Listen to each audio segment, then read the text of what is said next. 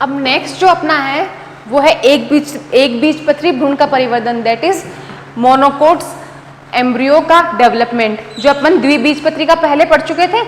अब जो ये ड्रॉ किया है मैंने, ये पूरा है मोनोकोट्स का, ठीक है। डाइकोट का अपन ने पढ़ लिया। मोनोकोट में क्या होता है, मोनोकोट में सिमिलर सी ही प्रोसेस होती है लेकिन थोड़ा सा डिफरेंस होता है।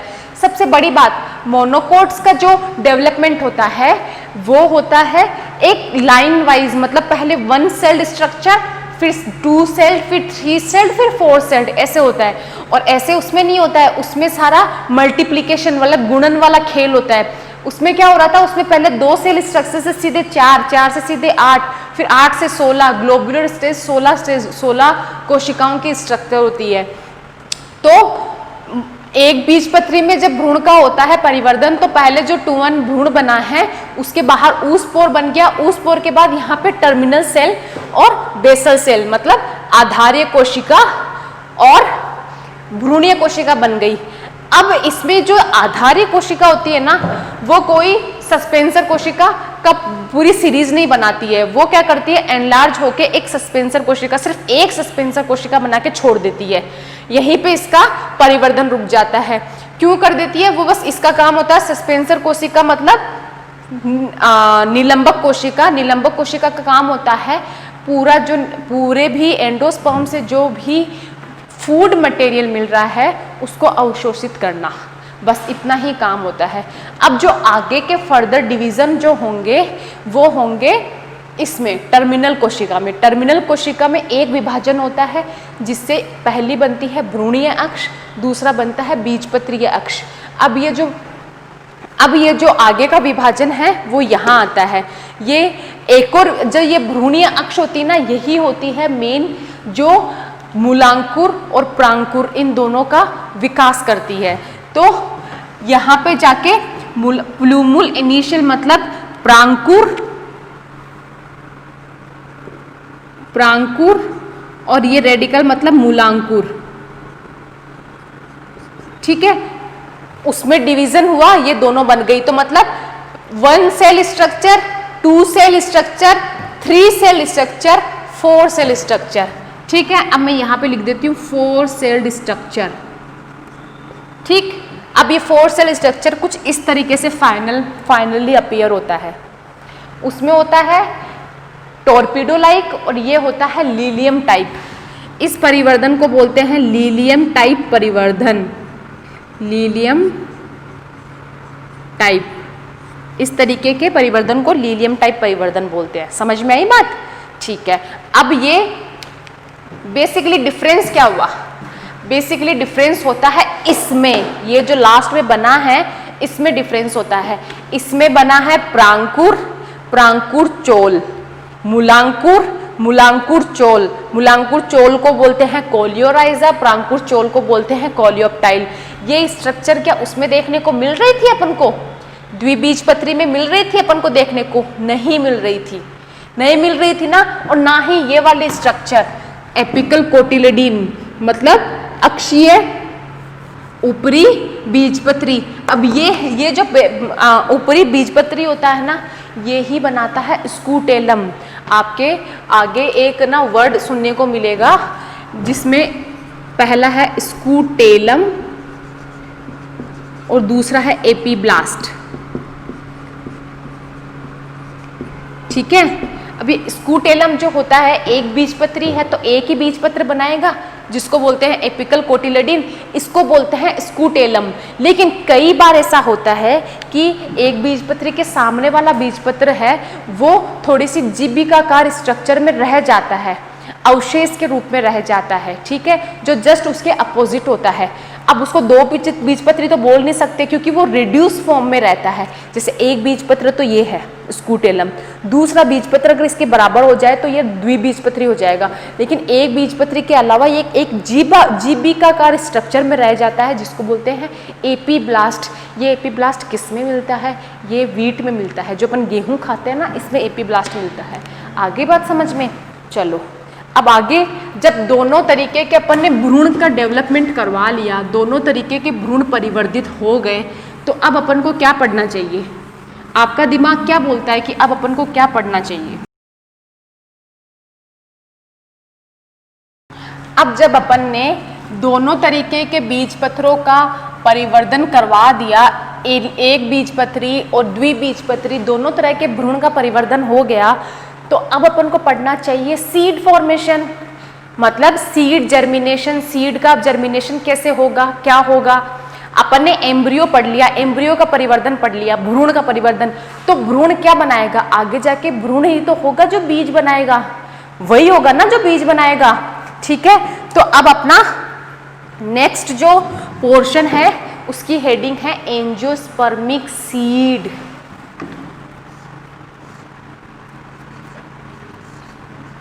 एंजियोस्पर्मिक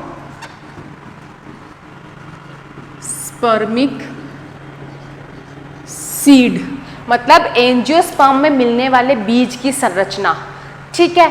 अब एंजियोस्पर्म में दोनों आते हैं, मोनोकोट और डाइकोट। दोनों का अपन ने अभी एम्ब्रियो का डेवलपमेंट पढ़ा था ना। दोनों के एम्ब्रियो के डेवलपमेंट से ही तो अपन ने बताया था कि जिसमें 2 बीजपत्र बन गए थे तो वो डाइकोट हो गया, जिसमें 1 बीजपत्र बना था स्कूटेलम तो वो मोनोकोट हो गया। तो मैं दोनों को बना देती हूँ यहाँ पे।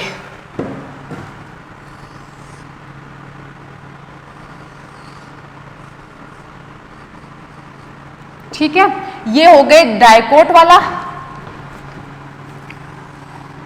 और यहां पे कुछ इस तरीके से डेवलप्ड होगा, वो होगा मोनोकोट वाला, ठीक है।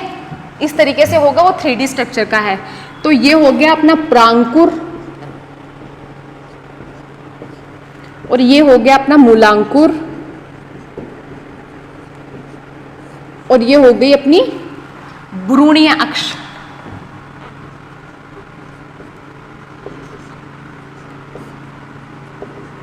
ठीक है, अब मैं उसमें नेमिंग नहीं करती हूँ, बस ये डाइकोट का है और ये मोनोकोट का है।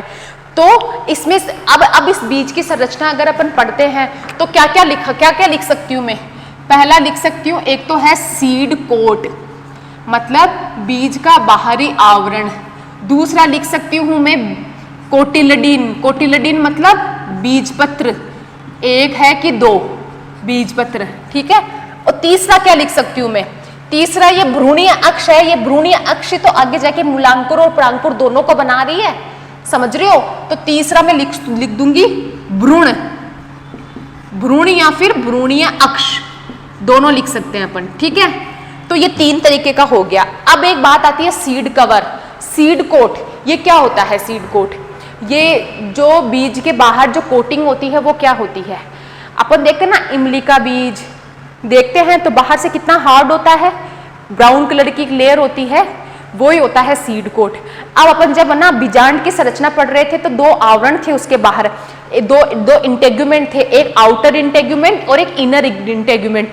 तो दोनों तरह के इंटेग्यूमेंट से अगर बीज के विकास में 2 तरह की लेयर बनती है तो वो बाइडेगमिक सिचुएशन कहते हैं, जिसके मतलब जिसके बाहर अगर 2 बाइटेगमिक, बाय मतलब 2, एक बोलती हूँ यूनिटेगमिक, यूनि मतलब एक, समझ में आ रहा है।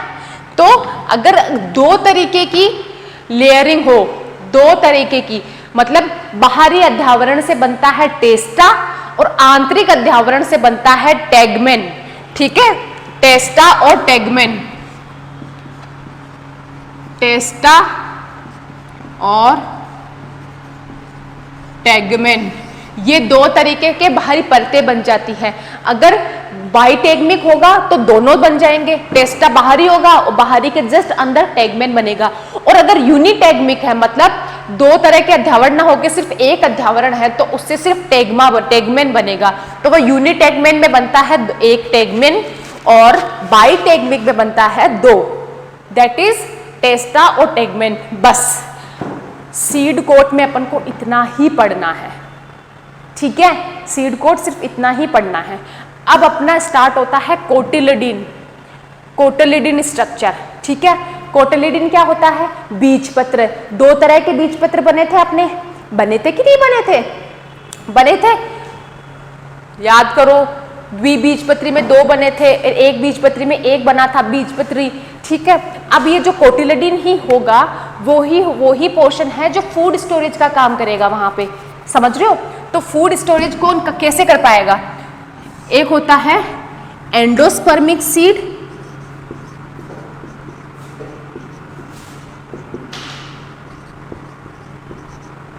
और दूसरा होता है नॉन एंडोस्पर्मिक सीड।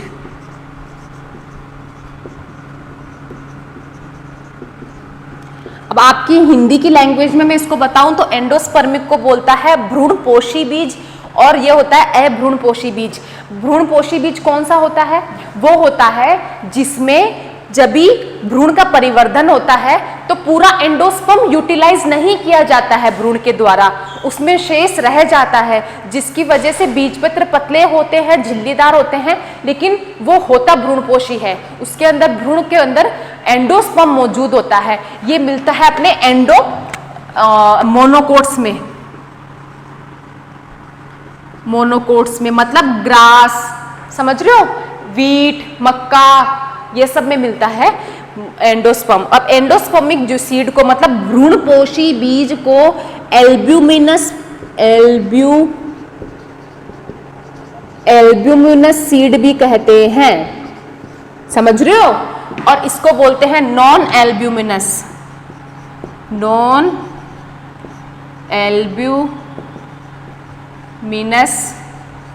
सीड, इसको बोलते हैं नॉन। अब अभ्रूणपोषी क्या हुआ? अभ्रूणपोषी हुआ जिसमें भ्रूण ने डेवलपमेंट के टाइम पे भ्रूणपोष को पूरा यूटिलाइज कर लिया, मतलब जितना भ्रूणपोष भोजन प्रदान कर सकता था उतना पूरा भोजन ले लिया उससे, तो भ्रूणपोष ने अपने आप को पूरा रिड्यूस कर दिया, उसके अंदर भ्रूणपोष नहीं बचा, इसलिए इसको बोलते हैं नॉन एंडोस्पर्मिक। अब इसको बोलते हैं, ये किस में होता है? ये डाइकोट में होता है, ये डाइकोट्स में होता है, मटर में, मूंगफली में, इसी तरीके का होता है। मटर मूंगफली दोनों के बीज को अपन जैसे ही तोड़ते हैं, दो अलग अलग बीजपत्र नहीं निकल जाते हैं सेम साइज के, वही होता है द्विबीजपत्री। मटर हुआ, इमली हुआ, आम हुआ, ये होते हैं द्विबीजपत्री। हो गया। अब ये जो भ्रूणी अक्ष है, इसका बता दिया मैंने, सीड कोट का, टेस्टा और टेगमेन, कोटिलेडीन का बता दिया मैंने, एंडोस्पर्मिक, नॉन एंडोस्पर्मिक। अब बात होती है भ्रूणी अक्ष की। तो ये जो भ्रूणी अक्ष होती है ना, इसको टाइजेलम बोलते हैं, टाइजेलम। ये भ्रूणीय अक्ष के ऊपर ही, ये भ्रूणीय अक्ष जो यहाँ पे है, इसके ऊपर ही एपिकोटाइल बनेगा और इसके नीचे हाइपोकोटाइल बनेगा। वो एपिकोटाइल और हाइपोकोटाइल ही प्रांकुर और मूलांकुर को बाहर धकेलने में मदद करेंगे। प्रांकुर बाहर धकेला जाएगा तो तने का निर्माण होगा, मतलब बड बनेगी, कलिका बनेगी, कलिका की वजह से फिर तने का निर्माण होगा, शूट का निर्माण होगा, और मूलांकुर को हाइपोकोटाइल के थ्रू नीचे पुश किया जाएगा, जिसकी वजह से रूट सिस्टम का निर्माण होगा। आगे बात समझ में आ गया? सीड, एंजियोस्पर्मिक सीड की पूरी संरचना समझ में आ गई।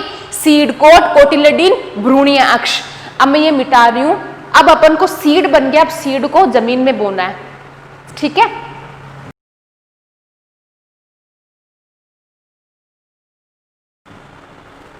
अब अपन पढ़ेंगे बीज का अंकुरण। अब अपन पढ़ रहे हैं बीज का अंकुरण। बीज बन गया, एक सीड से पूरे प्लांट का बन जाना, बीज अंकुरण। मतलब एक सीड में पूरी कैपेबिलिटी होती है, एक सीड में पूरी कैपेबिलिटी होती है कि वो अगर जमीन के अंदर चला जाए तो वो मूलांकुर और प्रांकुर दोनों को विकसित करके पूरे के पूरे एक प्लांट का निर्माण कर सकता है। इसी प्रोसेस को बोलते हैं सीड जर्मिनेशन, मतलब बीज का अंकुरण। अब ये बीज का अंकुरण जो होता है, ये दो तरीके से होता है। पहला प्रोसेस है हाइपोजियल, दूसरा प्रोसेस है एपीजियल।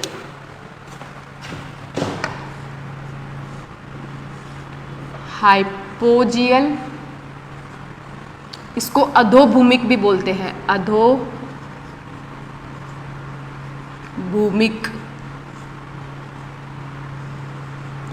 और दूसरा है एपीजियल।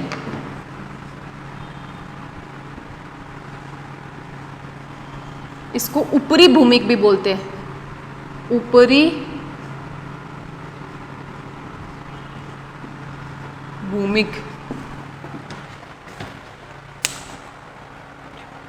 ठीक है। अब ये जो हाइपोजियल अंकुरण और एपीजियल अंकुरण, इससे क्या समझते हैं अपन? जो हाइपोजियल अंकुरण होता है ना, अधोभूमिक अंकुरण, इसमें बच्चा जो मैं बता सकती हूँ आपको, जो आपके एग्जाम के पॉइंट ऑफ व्यू से बहुत इंपॉर्टेंट है, सिर्फ मैं वो लिखाऊंगी। इसमें जो इसका जस्ट अपोजिट वर्ड होता है, हाइपोजियल का अपोजिट वर्ड होता है एपिकोटाइल। एक पढ़ा था ना अपन ने हाइपोकोटाइल, और एक होता है एपिकोटाइल। एपिकोटाइल होता है जो प्रांकुर से एसोसिएटेड होता है, और हाइपोकोटाइल किससे होता है? मूलांकुर से एसोसिएटेड होता है। तो जो अपन हाइपोजियल में पढ़ेंगे ना, उसकी डेफिनेशन में अपन लिख देंगे एपिकोटाइल बड़ा, एपिकोटाइल बड़ा, और क्या? हाइपोकोटाइल छोटा। बस इसी से पूरी डेफिनेशन बन गई अपनी। और इसमें इसका जस्ट अपोजिट कर दो, इसमें लिख दो हाइपोकोटाइल बड़ा और एपिकोटाइल छोटा। समझ रहे हो? इसका मतलब ये है कि एपिकोटाइल बड़ा मतलब जब भी अपन बीज को जमीन में बोएंगे, तो बीज जैसे ही पानी वगैरह अवशोषित करके जैसे ही वो ग्रोइंग पीरियड में आएगा, वृद्धि पीरियड में आएगा, तो उसमें एपिकोटाइल भाग पहले बड़ा हो जाएगा। एपिकोटाइल किससे एसोसिएटेड था? प्रांकुर से एसोसिएटेड था कि नहीं था? प्रांकुर से था। तो प्रांकुर के कहां से? प्रांकुर बाहर आएगा जमीन से, क्योंकि प्रांकुर बड बनाएगा, बड से फिर शूट का विकास होगा। ठीक है, तो इसमें पहले प्रांकुर विकसित होगा, प्रांकुर विकसित होने के बाद उसमें स्टार्ट होएगा रेडिकल, मतलब मूलांकुर का विकास होना। इसमें इसका जस्ट अपोजिट हो जाएगा। इसमें पहले प्रांकुर के अलावा और भाग होते हैं। प्रांकुर के अलावा और भाग कौन से होते हैं? एक तो होता है कोटिलेडन, दूसरा होता है रेडिकल। समझ रहे हो? ये दोनों की वजह से ये दोनों बाहर आ जाएंगे। ये दोनों आपने देखा होगा, इमली का प्लांट ना, बारिश के टाइम पे अपन देखते हैं इमली का प्लांट, तो बाहर एक छोटी छोटी दो ना यूं आकार की बड निकली हुई होती है, बाहर की साइड निकली हुई होती है, ऊपर की साइड, और उसके निकलने के बाद पूरे प्लांट का विकास होता है। वो एपिजियल तरीके का होता है, उसमें जर्मिनेशन। समझ में आ गई बात? अब मैं एक आगे की एक प्रोसेस बताती हूँ जिसको बोलते हैं विविपेरी। विविपेरी, इस विविपेरी कंडीशन को, वैसे तो बेटा ये विविपेरी ओविपेरी दोनों जूलॉजी के टर्मिनोलॉजी होती है, बॉटनी में ऐसी कोई सिचुएशन नहीं होती है विविपेरी ओविपेरी, लेकिन इसमें विविपेरी इसमें इसलिए बताया है कि ये अलग तरीके का, स्पेशल तरीके का अंकुरण होता है। इस अंकुरण में बीज का अंकुरण प्लांट में जो फल लगा हुआ है, फ्रूट, उसी के अंदर स्टार्ट हो जाता है। अब ऐसा क्यों होता है? ऐसा इसलिए होता है, जो अपने वेस्टर्न घाट है, सुंदरवन वगैरह, वहाँ पे ना सारा वो प्लांट्स के नीचे ना सारा मार्शी एरिया है। मार्शी एरिया क्या होता है? दलदली एरिया, जिसमें सॉल्ट कंटेंट ज़्यादा होता है। सॉल्ट कंटेंट की वजह से अगर फ्रूट से सीड नीचे सीधा आया, तो सीड वो हाई सॉल्ट कंसंट्रेशन में बिल्कुल भी जर्मिनेट नहीं हो पाएगा। ठीक है, अब वो जर्मिनेट ही नहीं हो पाया तो नया प्लांट डेवलपमेंट का तो कोई चांस ही नहीं बनता है। समझ रहे हो? तो अगर ऐसी कोई अडेप्टेशन प्लांट अपने अंदर निकाल ले, खुद से डेवलप कर ले, इकोलॉजिकली इवोल्यूशनरी अपने आप में डेवलपमेंट कर ले, कि अगर उस प्लांट के अंदर जो बनने वाला फ्रूट है, उस फ्रूट के अंदर ही उसका सीड जर्मिनेट, मतलब अंकुरण बनना स्टार्ट हो जाए। अंकुरण से क्या बनेगा? रेडिकल और प्लूमूल, मतलब पुलांकुर और प्रांकुर, यही निकलती है पहली स्ट्रक्चर। अगर पहले ही उसमें मूलांकुर निकल जाएगी, तो फिर जब वो सीड नीचे गिरेगा तो उसको ज़रूरत ही नहीं है कि उसको ये टेंशन करनी पड़े कि ये लवणीय मृदा है, लवणीय पानी है कि क्या है, वो सीधा नीचे जड़ पकड़ लेगा। ठीक है, तो नया प्लांट बनना स्टार्ट हो जाएगा। तो ये बहुत, इसलिए इसको विविपेरी बोलते हैं। क्यों? सजीव प्रजक्ता। और ये एक तरीके से इन सीटू जर्मिनेशन का उदाहरण है, मतलब स्वस्थानीय अंकुरण। मैं लिख देती हूं, स्वस्थानीय अंकुरण पहला तो एक वर्ड। अब दूसरा होता है ये मैंग्रोव वनस्पति होता है, उसमें होता है ये मैंग्रोव वनस्पति। नाम बता सकते हो मैंग्रोव वनस्पति का? मैं बताती हूँ। पहला है राइजोफोरा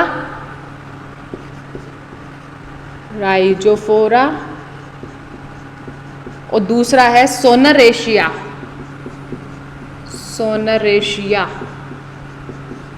ये दो प्लांट के नाम है।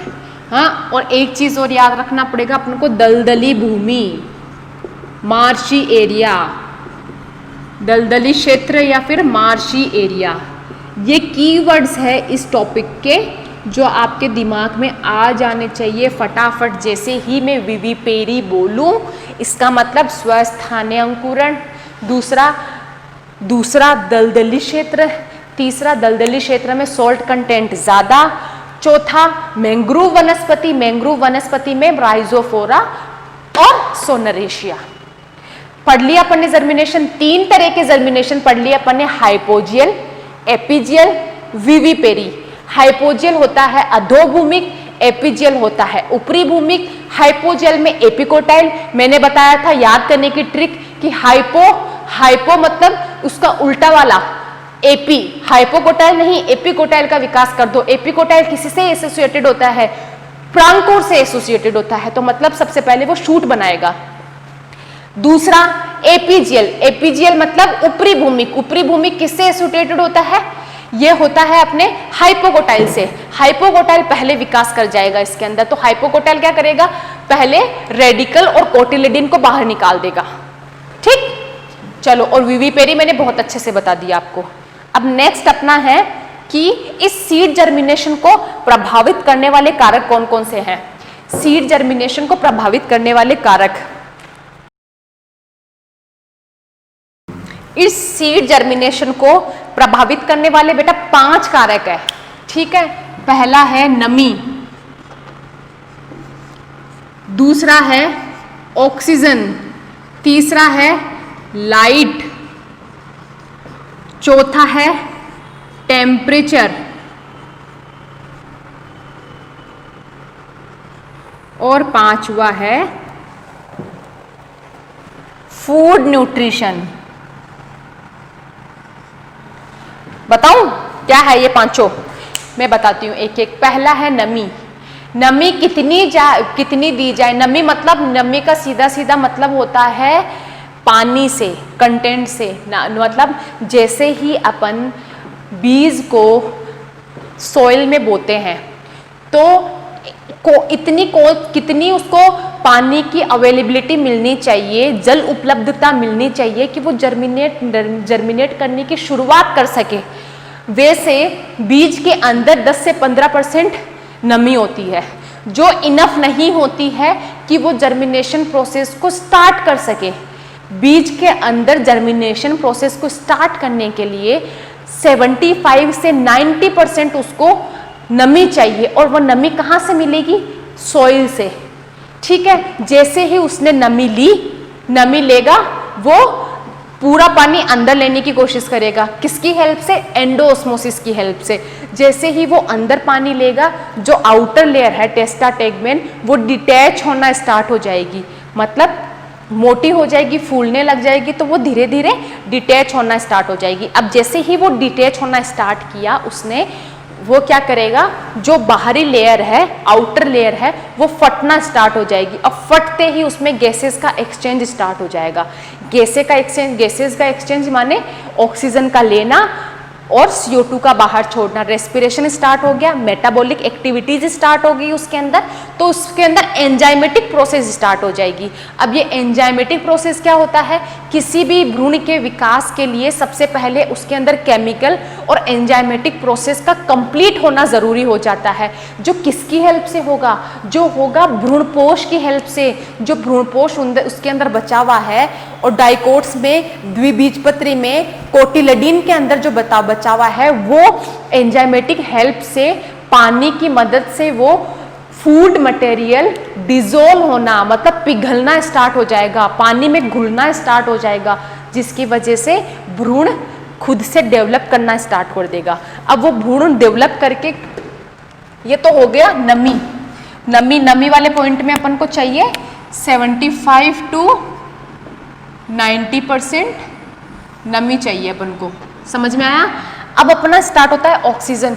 कभी माली को देखा है, बगीचे में माली जो होता है एक नया बीज बोता है, वो कितना खड्डा होता है, जेसीबी लेके आता है वो, कि वो जेसीबी लेके आया और फिर उसने बहुत बड़ा सा गड्ढा खोद दिया हो, नहीं, वो सिर्फ 5 से 7 सेंटीमीटर की ही हाइट का गड्ढा खोदता है। क्यों?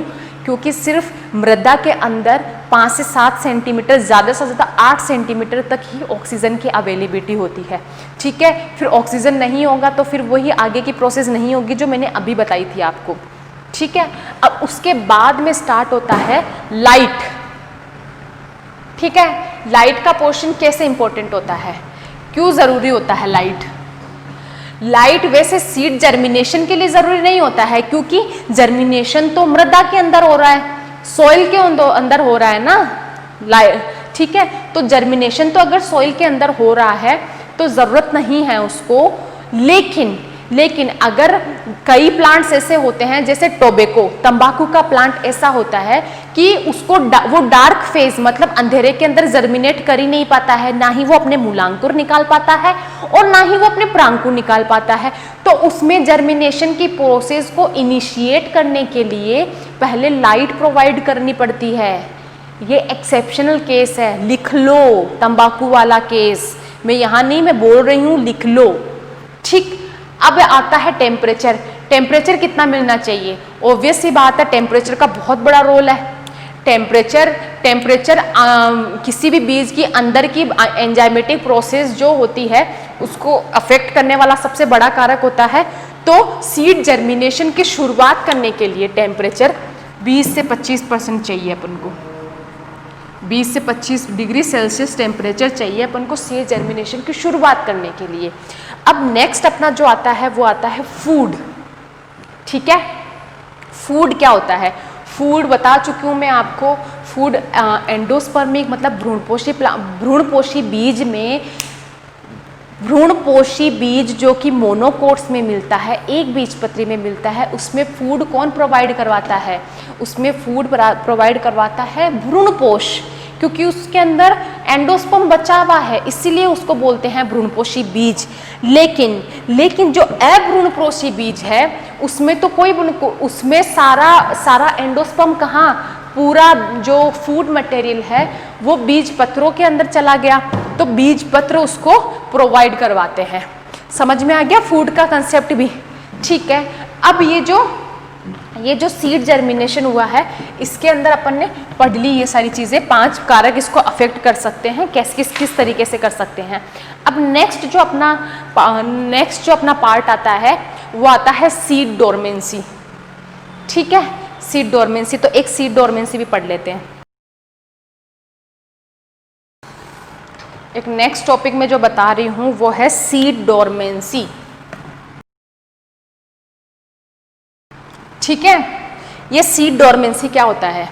सीड डोरमेंसी वो होता है कि अपन कई बार देखते हैं कि अपन को कोई फ्रूट अच्छा लग जाता है, जैसे अपन सर्दियों के टाइम पे मौसमी खाते हैं, तो अपन को ना कई मौसमी होती है, बहुत अच्छी होती है, बहुत स्वादिष्ट होती है, बहुत मीठी होती है, तो अपन को लगता है इसके बीज अपन अपने गार्डन में बो देंगे तो इसके बीज अपने गार्डन में लग जाएंगे, जर्मिनेट हो जाएंगे, एक बड़ा सा प्लांट लगेगा और फिर अपन मौसमी खाएंगे। सोचते हैं ना, और लगाया भी होगा बचपन में, मैंने तो खूब लगाया, मैं तो अभी भी बहुत लगाती हूँ। बने ना बने वो आगे की प्रोसेस है, मतलब मैं ट्राई तो हमेशा करती हूँ कि मैं लगा ही दूँ, 1 बीज 2 बीज तो ठीक है, को कई लग भी जाता है लक से तो ऐसा होता है, ऐसा है कि उनका एक डोरमेंसी पीरियड होता है, मतलब वो डोरमेंट होते हैं, सुषुप्त अवस्था में होते हैं। उस सुषुप्त अवस्था को ही बोलते हैं सीड डोरमेंसी। मतलब किसी फ्रूट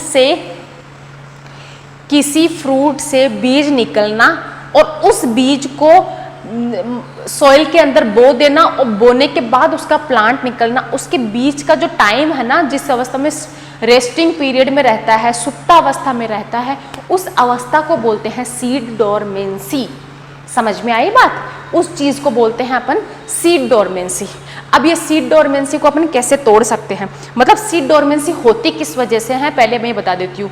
पहला कारण होता है सीट डोरमेंसी का कारण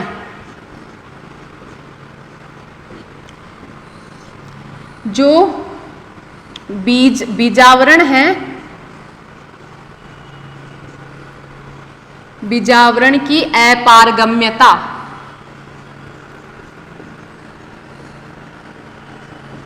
पहला कारण तो ये है, ठीक है, बीजावरण की अपारगम्यता। ये मैंने क्या बोल दिया, जो टेस्टा टेगमेन जो मैंने बताई थी अभी बाहर की स्ट्रक्चर, वो टेस्टा टेगमेन, उसकी वजह से ये होता है कि कई बार जो मॉइस्चर कंटेंट मिल रहा था उसको सॉइल से, वो मिल ही नहीं पाता है उसको, तो मॉइस्चर कंटेंट अगर वो एब्जॉर्ब कर ही नहीं पाएगा तो नेक्स्ट प्रोसेस सारी ब्लॉक हो जाएगी। ये कारण होता है कि जो बीजावरण की अपारगम्यता होती है, जिसकी वजह से जो फर्स्ट स्टेप होता है किसी भी जर्मिनेशन प्रोसेस का कंप्लीट होने का, वो फर्स्ट प्रोसेस ही इनिशिएट नहीं हो पाता है। अब जैसे एग्जांपल लेती हूँ मैं, लेग्यूमिनेसी फैमिली होती है, लेग्यूमिनेसी फैमिली में क्या होता है कि जो बीज होता है उसके बाहर लिग्निन का आवरण हो जाता है।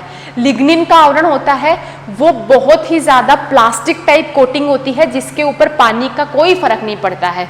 पानी का कोई फर्क नहीं पड़ेगा तो 100% पानी भी दिया जाए उसको तो कोई उसके अंदर पानी का एक्सचेंज एंडोस्मोसिस नहीं होगा, तो आगे की प्रोसेस शुरू ही नहीं होगी।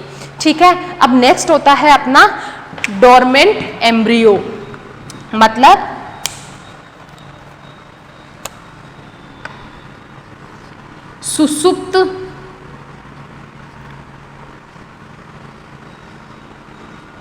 सुसुप्त भ्रूण, और तीसरा होता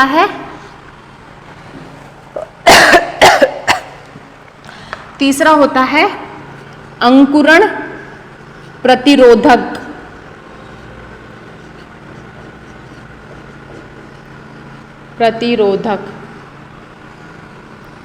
अब मैं बताती हूँ, एक चीज बता रही हूँ कि बीजावरण का अपारगम्यता पढ़ ली थी अपन ने, लेग्यूमिनेसी वाली, लिग्निन वाली, उसका हो गया था। अब दूसरा होता है सुसुप्त भ्रूण।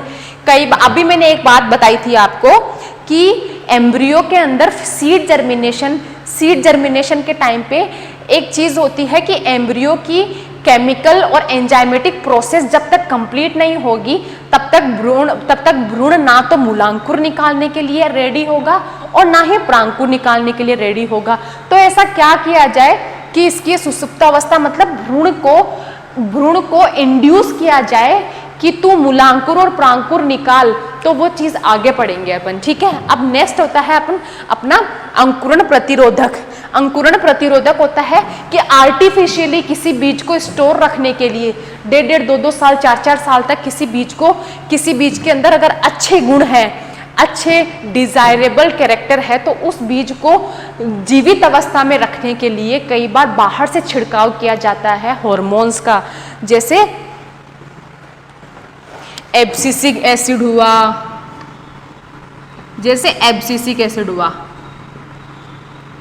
एब्सिसिक एसिड, इनका छिड़काव कर दिया जाता है, जिसकी वजह से क्या ये अंकुरण नहीं हो पाता है।